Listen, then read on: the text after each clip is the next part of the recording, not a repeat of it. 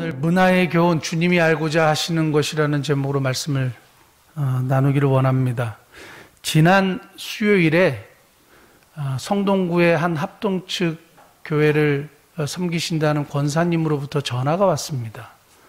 그러면서 아들이 이 미사 강변에 햄버거 집을 오픈을 하셨대요. 그래서 무슨 햄버거를 좀 사 먹어달라는 얘기인가? 이렇게 생각하면서 전화를 받았어요. 그런데 햄버거 집을 오픈을 했는데 아직 수입이 이렇게 변변치 않아서 11조를 드리고 싶은데 11조는 못 드리겠고 햄버거로 11조를 대신 할 수 없겠느냐. 그래서 햄버거를 좀 이렇게 갖다 드리고 싶다. 그래서 그 내용을 들어보니까 아직까지는 수입이 없고 그런데 11조는 드리고 싶은데 햄버거로 대신하고 싶다는 거예요. 그래서 제가 마침 수요일 날이었고 금요일 날, 목요일 날, 그 다음날 제가 소망의 집을 가니까 원래 11조의 용도가 가난한 자를 위하여 구제하는 일에도 쓰이니 우리 교인들 주일날 불고기 버거 이렇게 받아가지고 누구는 받고 누구는 못 받고 또 이런 일이 생길 수 있잖아요. 그러니까 그렇게 우리 의미 없이 하는 것보다는 소망의 집 가족들에게 좀 갖다 주는 게 어떻겠느냐 이렇게 얘기하니까 너무 좋대요. 너무 좋대요. 그래서 아들에게 금방 연락을 했고 아들이 그렇게 하겠다고 얘기를 했답니다. 그래서 제가 그 햄버거 집을 찾아갔어요. 저녁에. 그래서 일부러 햄버거를 사 먹었습니다. 사 먹고 아들이 22살인데 창업을 했어요. 그리고 열심히 살아요. 밤 12시까지 일한대요.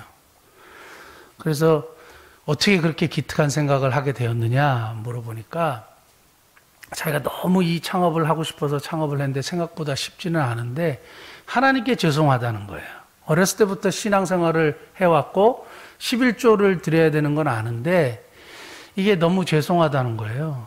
왜냐면 예배들 제대로 못 드리니까 또 코로나 때문에 더 교회도 가지 못하고 하니까 죄송해서 햄버거라도 어떻게 할 수 없는지 어머니께 좀 알아봐 달라 그랬다. 그래서 되게 기특하잖아요. 그런데 그러면은 주일은 어떻게 하느냐? 그러니까 주일도 예배를 못 드리고 장사를 한대요. 토요일은 그럼 어떻게 하느냐? 그냥 장사를 한대요. 그럼 예배는 언제 드리느냐? 그러니까 못 드린대요. 그러면 지금 그러니까 죄송해서 햄버거를 하는 거라 그래서 제가 뭐라 그랬냐면 형제의 마음은 너무 기특하고 좋은데 하나님께 죄송하기 때문에 햄버거를 대신해서 11조를 드림으로 본인이 예배 안 드리는 것이 퉁 쳐지는 게 아니다. 그러니까 내가 예배 안 드리는 것과 11조 드리는 것은 별개의 문제라고 말씀을 했어요. 예배는 하나님의 주권을 인정하고 하나님 앞에 내가 하나님의 것입니다라는 신앙 고백과 함께 나아가는 것이고 예배라는 것은 굉장히 중요한 것이고 우리가 마땅히 해야 되는 것인데 이거 하지 않고 난 그냥 사업 열심히 하겠고 그것은 하나님을 의지하지 않는다라는 본인의 선포와 동일한 이야기다. 그리고 그거 미안하다고 11조를 햄버거로 대신하겠다. 하나님이 햄버거가 없어가지고 돈이 없어가지고 그거 형제의 그걸 원하시겠느냐? 그게 아니야. 그게 아니라 형제가 딱 시간을 구별해서 이 가게가 이 사업이 하나님의 것이고 하나님께 쓰임받는 가게가 되기를 원합니다. 그리고 내가 하나님의 자녀입니다. 분명한 주권을 하나님 앞에 드리라 그렇게 얘기했어요. 그러니까 그렇게 하겠다고. 그래서 가르침을 주셔서 고맙다고. 그리고 매달 하겠다고. 이렇게 이제 얘기를 했어요. 그래서 본인이 시간을 구별해서 하나님 앞에 예배 드리기로 했고 또 구별해서 햄버거를 25개씩 이렇게 구워가지고 갖다 주는데 참 또 감사했던 것은 그 목동에서 이렇게 청년 한 명이 저를 도우러 와요. 근데 자기가 이렇게 돈이 지금은 벌이가 없는 대학생이거든요. 그런데 용돈을 모아가지고 파리바게뜨에서도 빵을 사왔어요. 그래서 저는 그냥 음료수하고 우유만 사가지고 이번에 소망의 집에 들고 딱 갔는데 이 소망의 집 가족들이 햄버거를 못 먹어봤대요. 그래서 왜 그러냐 그러니까 사 먹일 수는 있는데 너무 그 돈을 쓰는 절차가 복잡해가지고 아예 엄두를 못 냈다는 거예요. 사 먹이고 싶었었대요. 그런데 이제 그 수제 버거를 가지고 이렇게 잘라가지고 넣어주는데 뭐 순식간에 없어져요. 너무 잘 먹고 너무 맛있고 그런 거죠. 그러니까 이쪽은 섬겨서 기분이 좋았고, 그 제가 끝나고 사진을 보내줬더니 너무 좋다고, 앞으로 계속 하겠다고 그 말이 나오겠어요. 너무 좋았고, 이쪽은 경험해보지 못한 햄버거를 먹어서 너무 기분이 좋았고 감사했고, 저는 또 중간에서 그걸 이렇게 도구가 되니까 너무 감사했고, 그래서 삼박자 감사가 이렇게 막 일어났던 지난 목요일이었습니다. 이런 일들이 일어나니까 참 하나님께 감사할 수밖에 없었어요. 작은 일에 쓰임 받는 것 참 귀한 일이죠. 저는 오늘 본문을 통해서 열 문화, 달란트 비유에 비해서 많이 이렇게 언급되지 않는 열 문화의 비유를 통해서 여러분들과 함께 은혜를 좀 나누고 싶습니다.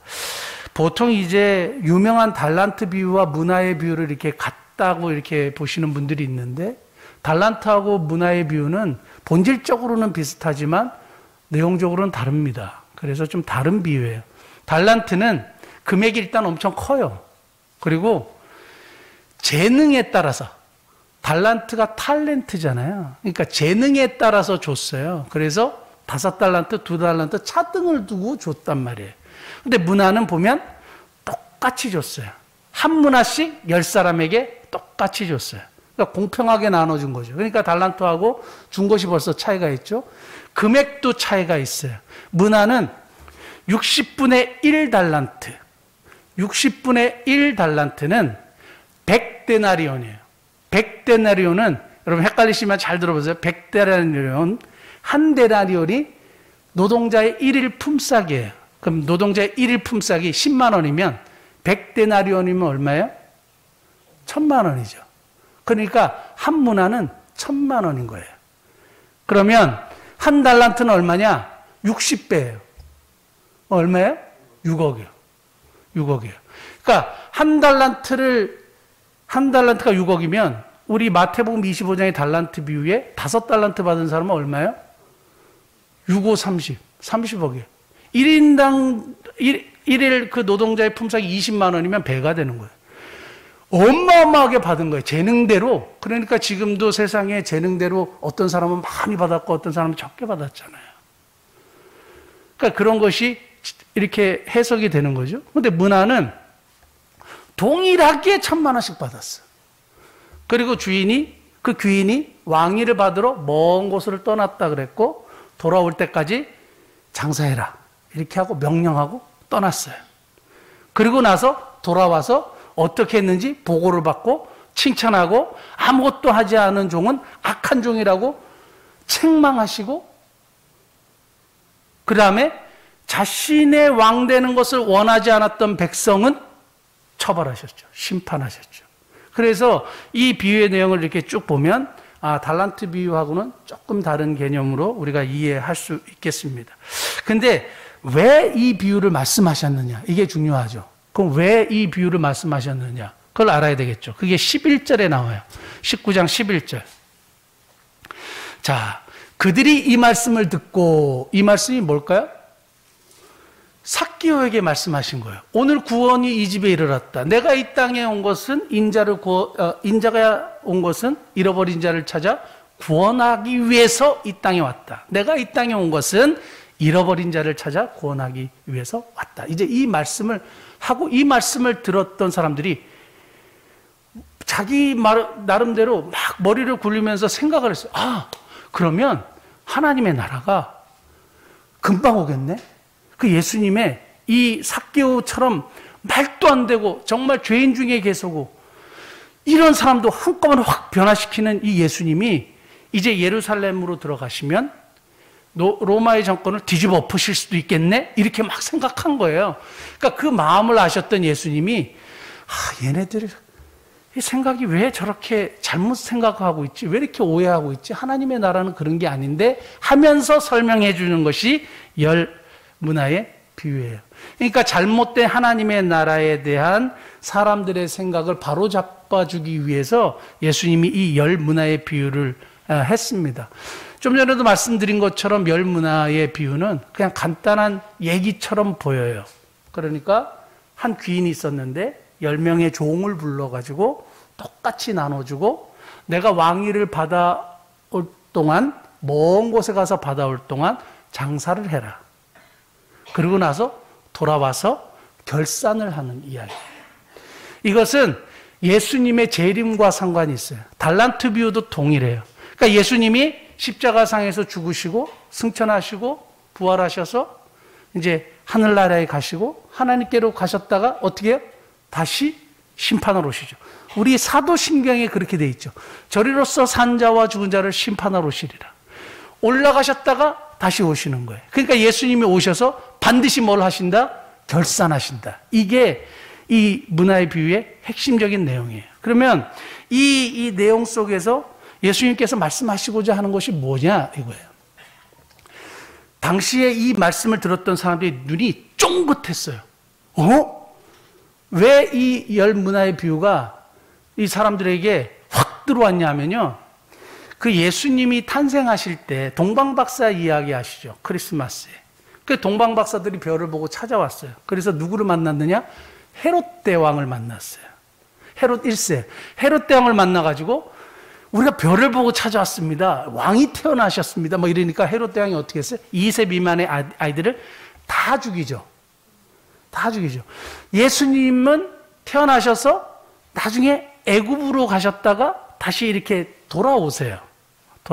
자, 그리고 헤롯 대왕은 어떻게 대왕이 됐냐 하면 이 사람이 이방 사람인데 잘 로비를 해가지고 로마의 공적인 왕위를 인정을 받았어요. 그래서 그냥 자기가 왕이 되고 싶다고 사람들이 선출해가지고 우리나라 대통령 선거처럼 이렇게 되는 게 아니고 로마에서 이렇게 공식적으로 인준을 해줘야 돼요. 그래서 인준을 해가지고 이 이스라엘 지방을 다스렸어요. 근데 자기가 죽게 돼가지고 3명의 아들에게 땅을 나눠줬어요. 누구냐? 아켈라오, 헤롯 아켈라오, 헤롯 빌립, 헤롯 안디바 이 3명의 아들에게 나눠줬어요. 그런데 주전 4년에 예수님 태어나시기 4년에 헤롯 아켈라오가 어디를 가냐 하면 로마로 가요. 뭘 하기 위해서? 왕위를 인준받기 위해서. 근데 유대 사람들이 이 헤롯 아켈라오가 왕 되는 걸 너무너무 싫어했어요. 바리새인도 싫어하고 막 다 이 헤롯 아켈라오가 싫어하는 사람들이 천지태반이었거든요. 그래갖고 사절단 50명을 딱 만들어가지고 로마에 사절단을 파견했어요. 절대 아켈라오가 왕이 되면 안 된다고 얘기해라. 절대 이 사람은 나쁜 놈이고 안 된다고 얘기해라. 부족하다고 얘기해라. 해서 사절단을 탁 보내고 했는데 실패했어요. 근데 아켈라오가 인준을 받아가지고 유다와 이 베냐민 이쪽 사마리아 이쪽 지역을 다스리는 왕으로 인준을 받은 거예요. 그러니까 돌아와가지고 8,000명을 죽여버렸어요. 8,000명을 죽여버렸어요. 그러니까 역사적인 이 사건을 유대인들은 다 알고 있는 거죠. 그러니까 사람들이 다 알고 있는 거죠. 그러니까 이 얘기를 딱 하니까 사람들이 딱 알아듣기 쉬운 거예요.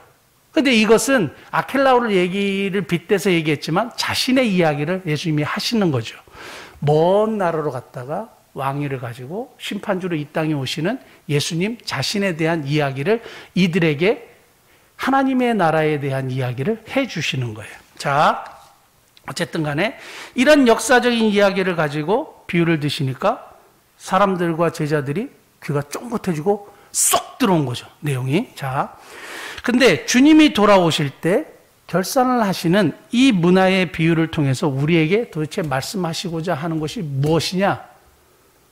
자, 말씀 한번 볼까요?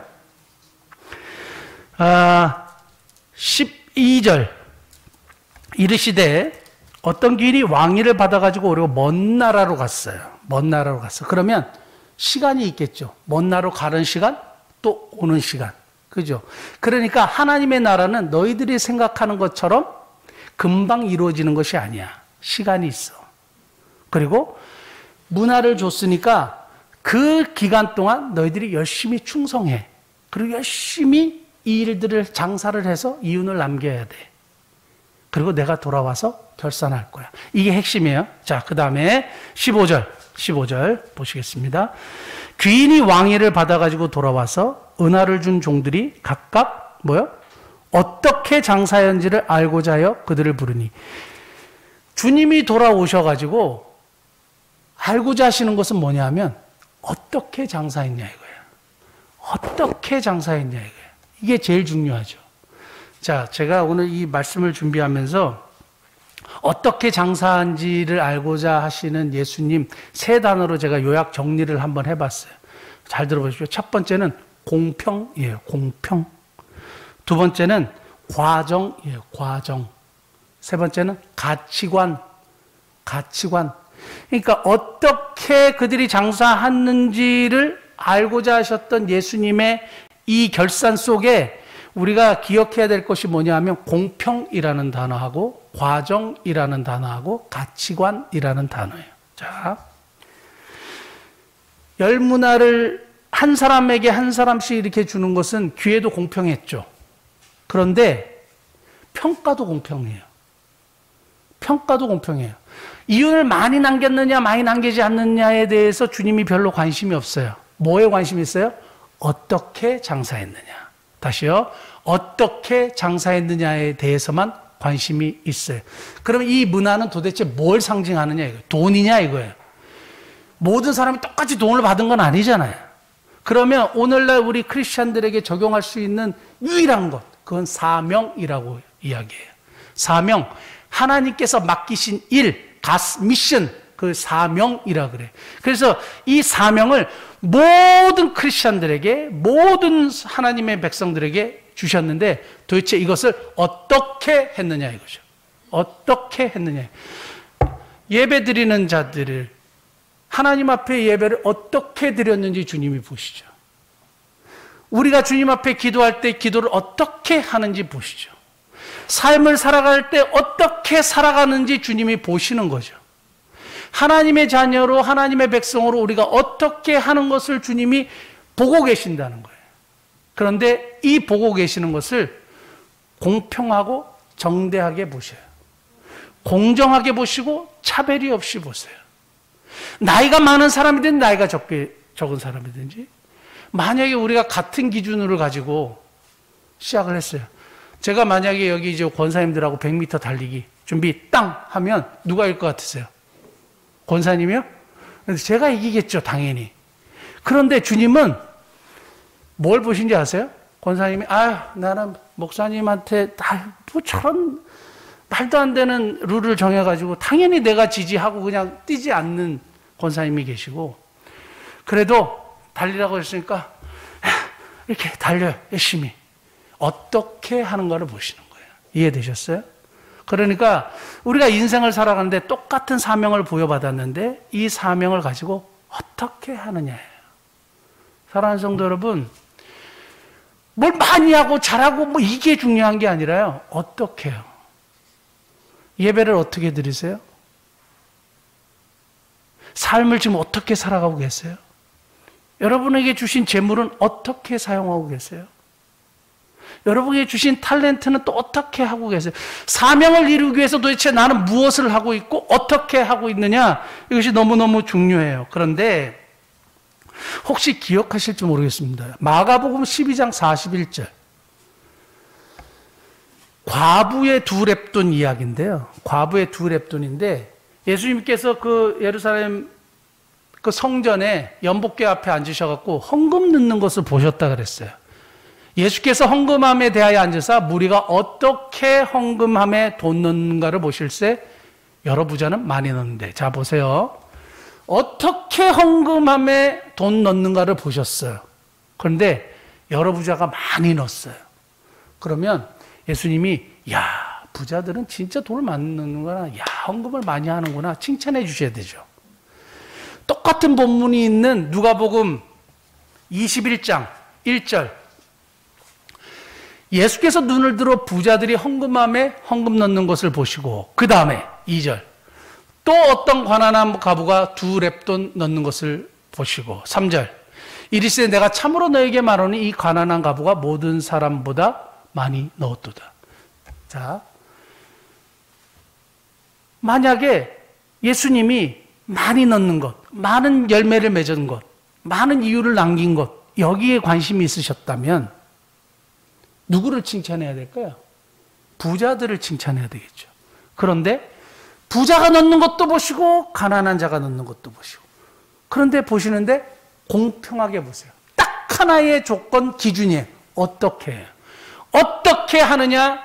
그걸 가지고 주님이 동일하게 공평하게 차별 없이 보신다 이거예요. 예수님의 기준은 어떻게죠? 사랑하는 성도 여러분, 저와 여러분들이 어떻게 인생을 살아가느냐, 어떻게 헌금을 드리느냐, 어떤 마음으로 예배 드리느냐, 그것이 정말 중요하다는 거예요.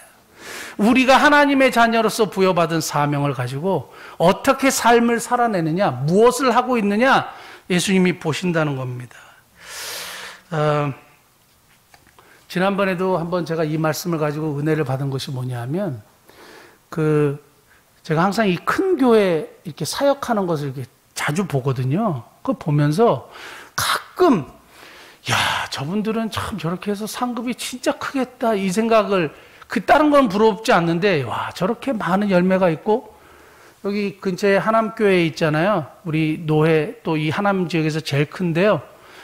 웹사이트 홈페이지 들어가 보면요. 어떻게 매주 등록해요. 매주 몇 가정씩 등록해요. 우리는요, 이 코로나 시국에서도 계속 등록해요. 한번 들어가 보세요. 우리는 없어요. 없어요. 물론 이제 코로나 끝나고 위드 코로나가 되면 등록하겠다는 분들이 있어요. 그 너무너무 감사한 일이죠. 근데 우리는 없어요. 그러면 게임 끝이죠. 주님이 그런 것을 보시면 우리는 뭐 사실은 더 이상 뭐 할 이유가 없죠. 그런데 주님이 보시는 기준은 뭔지 아세요? 어떻게 해요? 어떻게 해요? 열매 얼마를 많이 남겼느냐? 이게 아니라 어떻게 그 사명을 이루기 위해서 애쓰고 노력하고 수고했느냐 이거예요. 사랑하는 성도 여러분, 저와 여러분들이 주님의 이 공평한 기준 어떻게에 꼭 부합하는 그런 복된 은혜가 있기를 예수님 축복합니다. 자, 두 번째, 과정이에요. 과정. 방금에도 계속 제가 은근히 암시를 했지만 주님은 결과보다는 과정을 중요하게 여기세요. 그래서 칭찬을 뭐라고 칭찬하셨냐면 17절 한번 볼까요? 17절. 그러니까 첫째 종이 나와가지고 주인이 주신 주인의 한 문화를 가지고 10문화를 남겼습니다. 그러니까 주인이, 야, 10문화? 너 진짜 많이 남겼구나. 이게 아니었어요. 우리가 잘 알고 있지만 이거예요. 주인이 이르되 잘하였다 착한 종이여, 너가 지극히 작은 것에 충성하였으니 10골 권세를 차지하. 지극히 작은 것에 충성하였으니요. 많이 남겼으니가 아니고 충성하였으니. 다시요. 많이 남겼으니가 아니고 충성하였으니. 충성이라는 말이 뭔지 아세요? 여러 가지로 표현될 수 있지만 처음에 가졌던 마음을 끝까지 가지는 거예요. 처음에 가졌던 마음이 여러 가지 온갖 시험이 있지만 끝까지 그 마음을 가지고 가는 거예요. 우리가 직분을 받아가지고 일을 하기가 너무너무 어렵지만 끝까지 그 직분을 지켜가는 거예요. 시험도 있고 상처도 있고 뭐 여러 가지 뭐 조건도 있지만 끝까지 하는 거예요. 사랑하는 성도 여러분, 제가 성경을 보면서 이 충성이라는 단어를 가장 적합하고 쉽게 설명한 단어를 하나 여러분들에게 말씀드릴게요. 사사기 8장 4절. 사사기 8장 4절이요. 기드온과 그와 함께 한 300명이 요단강에 이르러 비록 건너고 비록 피곤하나 추격하며. 비록 피곤하나 추격하며. 저건 뭐냐면 기드온의 용사가 300명이에요. 근데 누구하고 싸우냐면 미디안 군대하고 싸우는데 미디안은 13만 5천이에요. 300대 13만 5천이 이게 가능합니까? 안 되죠. 13,500명하고 싸워도 300명이 되겠습니까? 안 되죠. 하나님의 탁월한 전략이 있어요. 그런데 그럼에도 불구하고 인간이잖아요. 저기서 피곤하는 exhausted, 완전히 탈진한 상태, 힘들어요. 더 이상 발걸음 떼기가 어려워요. 그러나 추격하며 힘들지만 계속하는 거예요. 왜냐하면 사명이기 때문에, 이걸 해야 되는 일이기 때문에 하는 거예요. 이게 저는 충성이라고 그렇게 믿습니다. 근데 왜 이 말씀을 드리냐면 14절 말씀에 아주 이 말씀을 해결할 수 있는 키가 있어요. 14절 말씀 한번 보시면 그런데 그 백성이 그를 미워하여 4절을 뒤로 보내어 이르되 우리는 이 사람이 우리의 왕됨을 원하지 아니하나이다 하였더라. 자, 백성들이 이 사람이 왕되는 것을 원하지 않아요. 적대적이에요. 그러면 종들이 한 문화를 가지고 장사를 해야 될 대상이 누구냐? 이 백성들이에요. 자기 주인의 돈을 가지고 장사를 해서 이윤을 내야 될 사람들이 누구냐 하면 자기 주인에 대해서 완전한 적대심을 가진 사람들이에요. 그 세상 속에서 장사를 해서 이윤을 내야 돼요. 쉬울까요? 어려울까요? 어렵죠. 딱 우리예요. 딱 지금 이 세상이에요. 지금 우리 때문에 사실 예수님의 평판이 땅에 떨어졌고 교회의 평판도 땅에 떨어졌고 우리 기독교 그냥 개독교고 막 완전 엉망진창인 상황이잖아요. 이 세상 속에서 우리에게 주신 문화 사명을 가지고 우리가 어떻게 이뤄내느냐 주님이 그걸 보시는 거죠. 과정을 보시는 거예요. 과정을. 저희 그 절친한 친구 선교사님 시리아에서 사역하시다 지금 독일에서 난민 선교하시는 우리 이중덕 선교사님 있잖아요. 지난번에도 한번 나눴지만 시리아에서 10년 동안 넘게 있고 요르단에서 또 몇 년 동안 사역을 하면서 중동 지역에서만 목숨 걸고 사역했어요. 3명에게만 세례를 줬대요. 자기 딸 셋이요. 자기 딸 3명에게만 세례를 줬어요. 열매가 없어요. 그래서 몇 년 전에 제가 독일 가가지고 그 집에서 같이 앉아갖고 얘기를 하는데 자기가 진짜 좌절을 너무 많이 했대요. 정말 복음의 열정을 가지고 목숨을 걸고 최선을 다해서 어떻게 하든지 한 영혼을 구원하려고 하는데 한 사람도 회심을 안 해요. 무슬림들이. 죽을 것 같대요.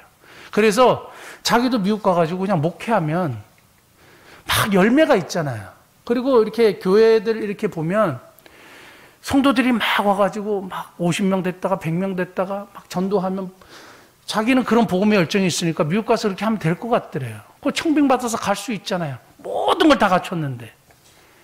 근데 포기하지 않고 끝까지 했더니 결국 이제 독일로 파송받아가지고 갔는데 13명인가 세례를 줬대잖아요. 이거는 기적과 같은 일이라는 거예요.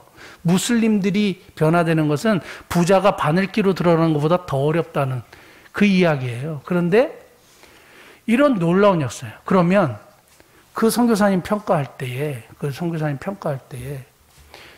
여기는 수백 명, 수천 명을 전도했어요.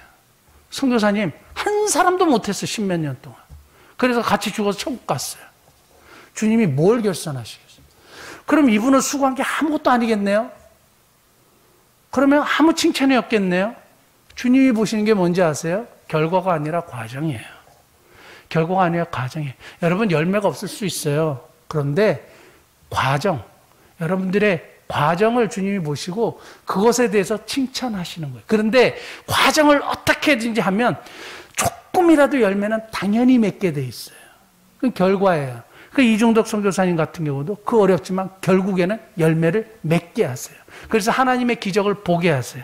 사랑하는 성도 여러분, 저와 여러분들이 주님은 우리에게 보시는 것이 얼마나 많이 남겼냐, 얼마나 많이 했느냐, 업적과 치적이 아니라 얼마나 충성스럽게 그 일을 했느냐, 피곤하지만 끝까지 추격했느냐, 지치지만 그냥 시험에 들지만 상처도 받았지만 그걸 계속 지속했느냐, 그 자리를 지켰느냐, 그것을 보신다는 거예요.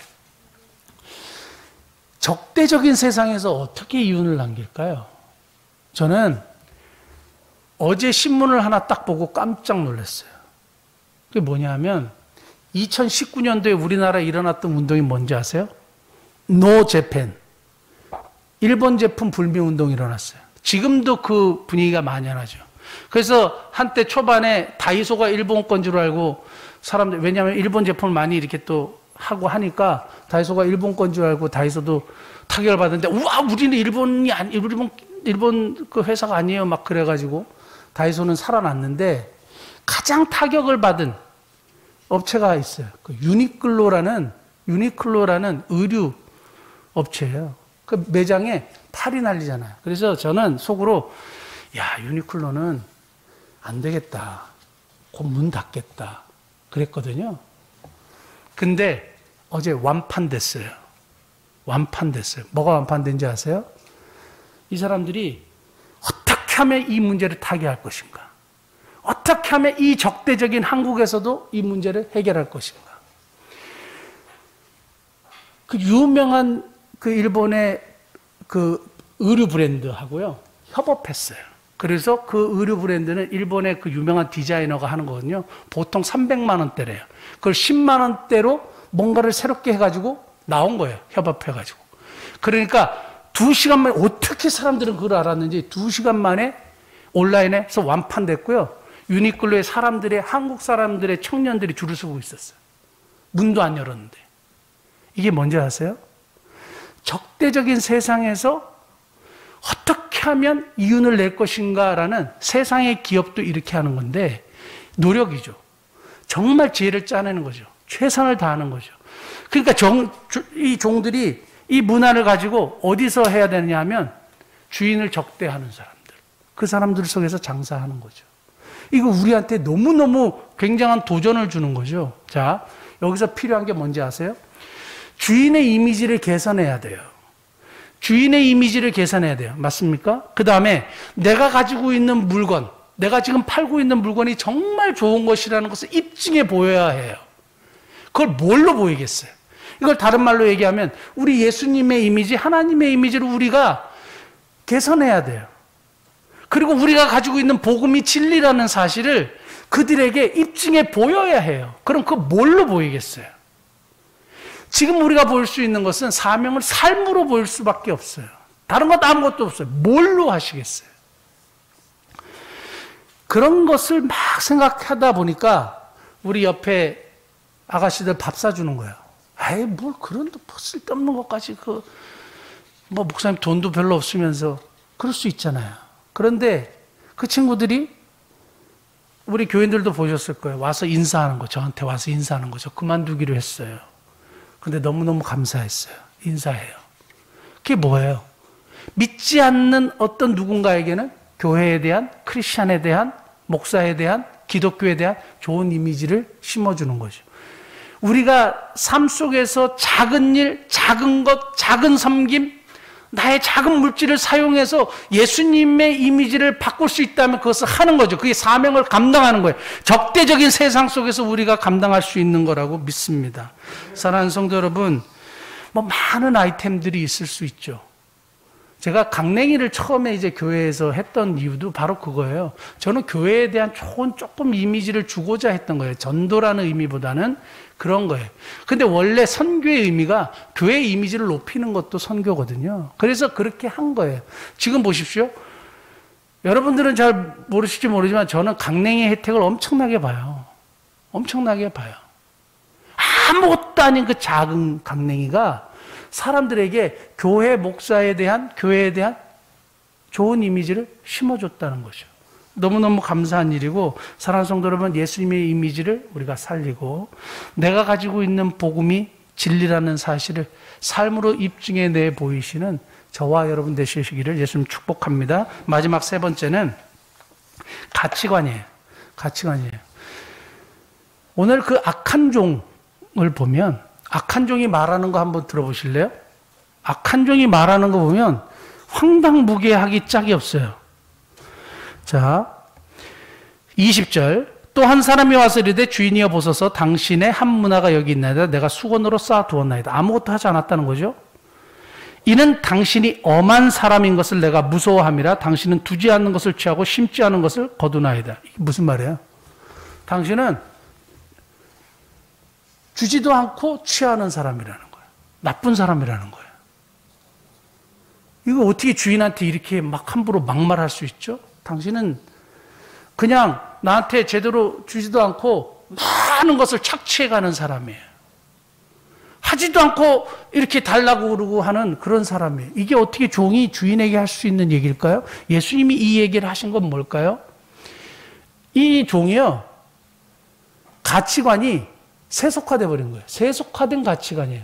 뭐냐면 아까 14절에 나왔던 주인의 왕됨을 원하지 않았던 사람들의 가치관을 이 종이 가지게 된 거죠. 세상 속에 살면서 주님이 주신 사명 문화는 꽁꽁 싸버려뒀어요. 관심이 없어요. 하지 않아요. nothing이에요. 아무것도 하지 않았어요. 그리고 이 세상 사람들의 가치관과 동일하게 주인을 적대시했어요. 그리고 주인을 좋지 않게 봤어요. 그리고 세상 속에서 자기가 원하는 삶을 살아갔어요. 하나님의 사명? 웃기라 그래. 그게 뭐야? 밥 먹여줘? 수건에 싸서 두었어요. 그 오니까 깜짝 놀란 거죠. 아마 저는 이렇게 생각했어요. 세 가지 가능성인데, 하나는 주인을 이 종이 너무너무 싫어한 거예요. 둘째는 주인이 왕 되는 것을 원하지 않았어요. 셋째는 장사하는 것이 너무너무 어려웠어요. 왜냐하면 적대적인 세상에서 해야 되니까요. 근데 막상 세상 속으로 들어가 보니까 사람들이 매력이 있고 괜찮고 주인만 싫어하지 뭐 다 괜찮은 것 같아요. 그래서 거기에 동화돼 버리는 거예요. 그 사람들의 가치관으로 사는 거예요. 그러니까 하나님의 백성들이라고 하는 사람들이, 크리스찬들이라고 하는 사람들이 세상에 살면서 여기에 동화돼 버렸어요. 그러니까 여기에 따라서 살아가요. 이 가치관을 가지고 살아가요. 그러면 사명 필요 없죠. 하지 않죠. 할 이유가 없죠. 그 어려운 걸 내가 왜 해요? 세상의 것이 가슴에 차기 시작하면 사명 끝이에요. 여러분 혹시 핸드폰으로 막 주식 파란 거 빨간 거, 저는 파란 거 빨간 거 최근에 알게 됐는데요. 아, 이게 올라가는 게 빨간 건가? 아, 그래요? 올라가는 게 빨간 거고 내려가는 게 파란 거고 막 이런 것만 막 계속 보고 막 좋았다가 슬펐다, 좋았다 슬펐다가, 예? 아파트값 올라가니까 막 좋았다가 이번에 고덕의 집값 떨어졌다는데요. 고덕의 집값 떨어지니까 막 혹시 막 슬펐다가 막 이런 데만 다 막 관심이 있다면 사명? 사명이 밥 먹여주는 것도 아니잖아요. 그 관심이 없어지는 거예요. 세상 것이 내 속에 딱 들어오면 안 돼요. 여러분, 주님은 반드시 결산하세요. 주님은 오셔서 그 부분에 대해서 반드시 질문하실 거예요. 너 어떻게 장사했니? 너 어떻게 살아왔니? 너 어떻게 인생을 지금까지 살았니? 오케이. 나이가 70이야? 나이가 80이야? 나이가 50이야? 괜찮아. 나이가 10살이야? 괜찮아. 이제부터 해. 어떻게 해요? 충성스럽게. 최선을 다해서. 이 얘기만 하고 마칠게요. 그럼 어떻게 해야 할 것인가를 생각하다가 지난 금요일 날 멋진 일이 하나 있었어요. 여러분, 제가 한 가지 기도하고 있었던 기도 제목 중에 하나가 뭐냐면 동남아에 교회 하나 세우는 것, 그것이 과연 이게 하나님의 뜻인가 하고 질문하면서 제가 거의 매일 여기서 무릎 꿇고 기도하면서 뭐라고 했냐면, 하나님, 이게 코로나 시국인데 이게 가능할까요? 가능할까요? 지난번에도 우리 필리핀의 교회를 세울 때도 제가 동일한 질문을 했거든요. 이게 가능할까요? 그런데 나로서는 할 수 없지만 하나님이 하시라고 했어요. 그리고 늘 하나님이 이거 기뻐하시는 일이라면 이루어 주시라고 기도했어요. 근데 응답됐어요. 응답됐어요. 별로 안 놀라시는데 응답됐어요. 어느 집사님께서 제가 동남아의 교회 이렇게 세운다는 이야기를 들으시고 목민성교회로 1,000만 원 헌금해 주셨어요. 1,000만 원 헌금해 주셔서 교회를 세우는 데 쓰시라고 보내주셨어요. 그런데 그런 와중에 또 무슨 일이 있었냐면, 제가 왜 그 선교사님한테 전화했는지 모르겠어요. 저는 그분을 몰라요. 근데 제가 속해 있는 단톡방에 그 선교사님이 한번 그 단톡에 자기가 사역하는 것을 올렸어요. 이분도 필리핀 선교사님이에요. 근데 막 쌀을 나눠주는 그 영상이 내리에 남아가지고 갑자기 이분한테 한번 어떻게 사역하는지 얘기가 듣고 싶어서 이렇게 카톡으로 친구 추가를 해가지고 전화를 했단 말이에요. 전화를 했는데 이분이 한인 목회도 하지만 한인교회 그 앞에 뭐냐면 라군이라는 423가정의 빈민촌, 빈민들을 섬기는 거예요. 423가정을 맡아가지고 혼자 그냥 그 사역을 하는 거예요. 그 이야기를 제가 접했어요. 그러면서 그분의 기도 제목을 듣게 된 거예요. 그게 뭐냐면, 길거리에 버려진 아이들 10명을 뽑았대요. 그게 갈 데도 없고 그냥 길거리에 버려진 애들이에요. 그래서 교회로 데려가서 먹이고 재웠대요. 근데 너무 시설이 낙후 하니까 우리 좀 이따가 제가 영상을 보여드리겠지만, 사진을 보여드리겠지만, 너무 열악하니까, 얘네들이 조금만이라도 깨끗한 화장실, 조금만이라도 깨끗한 이게 데서 잠을 자고 공부하고 학교 보내고 이러면 너무너무 좋겠다. 그리고 성전에 교회 땅에 비가 새니까 이걸 좀 보수하면 좋겠다. 그 이야기를 했어요. 그래가지고 그 이야기를 듣고 우리 목회 철학이 뭡니까? 딱 발견한 눈에 시급한 사람에게 먼저 하는 거잖아요. 그래서 제가 그 헌금한 집사님한테 전화를 했어요.